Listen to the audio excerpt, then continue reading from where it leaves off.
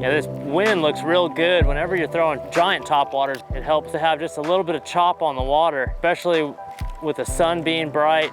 It helps break up that light penetration. So if there's any fish up there shallow, kind of gives them the confidence to come up and crush that oversized topwater. Some of the best places to throw the mega dog here is in those waters where, you know, there's a good chance of catching a 4+ pound fish.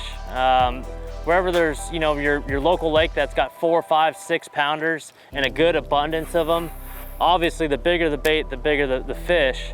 But especially true when, you know, you're seeing signs of gizzard shad, signs of rainbow trout, the larger than normal bait fish. Those are the kind of lakes that you want to throw this mega dog on. As far as retrieve goes, there's a couple different ways to retrieve this oversized walking bait. Right now we've got some chop, some wind coming from behind. The wind is always good, so in order to really make that bait stand out, I'm going to go ahead and cast it out there.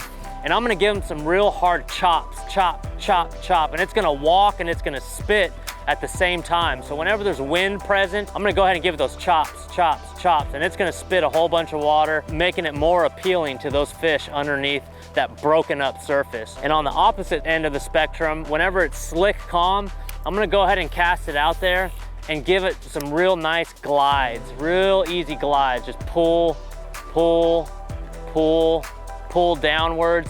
There's no spitting action whatsoever, and it just kind of glides to the left and to the right. And that's gonna be your most natural, you know, wounded gizzard shad or wounded trout style retrieve that you could give this oversized topwater. But since we've got the nice chop on the water, I'm just gonna go ahead and give it some real violent chops and get that bait really spitting. I want a big, large presence in the water. Again, I'm looking for those 5+ pound fish up shallow. You know, just going down the bank here, I'm seeing little flats and little drop-offs, and with my polarized glasses, I could see little shade pockets, you know, in those water willow clumps and also in the reed clumps. But it's imperative with any walking bait, but especially the larger walking baits, to make pinpoint cast. Yes, that's a big piece of plastic, but it's important to make pinpoint cast. You gotta make it look as natural as possible. Make it look like that big gizzard shad that's fleeing out of the bushes, or, you know, out of the shallow vegetation.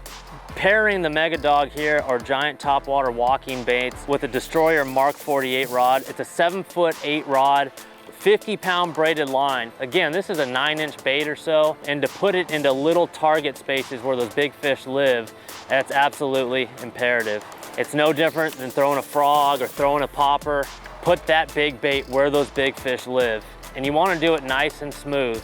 If I see a nice little pocket right up there, I see a little bit of water willow up there with some reeds. With this rod 7'8", I can really launch that bait, but you don't want to be too overpowering with it. You want to kind of finesse it as the bait starts to land in that spot. You don't want to spook the fish, but as you wind up and cast it in that pocket, you kind of want to stop the line with your thumb and just kind of lay the bait in there, and then you start your retrieve, and that's how you get the big ones to react. I'm just waiting for a giant to eat that. It's just like swim bait fishing. When, you know, you're throwing this larger than normal bait, I want to target the most obvious pieces of structure or the most obvious spots I could possibly find. I do the same thing with the 8-inch mag drafts, 10-inch mag drafts. Here we have an end of a pocket, and we've got a real obvious tunnel here, and it's just a big fish spot. You know, it's a real obvious spot. Any angler that comes by is gonna cast to it. But whenever you're dealing with larger than normal baits, fish the most obvious looking spots, because more than likely the angler before you isn't throwing a bait that big. So that's a really good way to catch the biggest fish on those real obvious spots.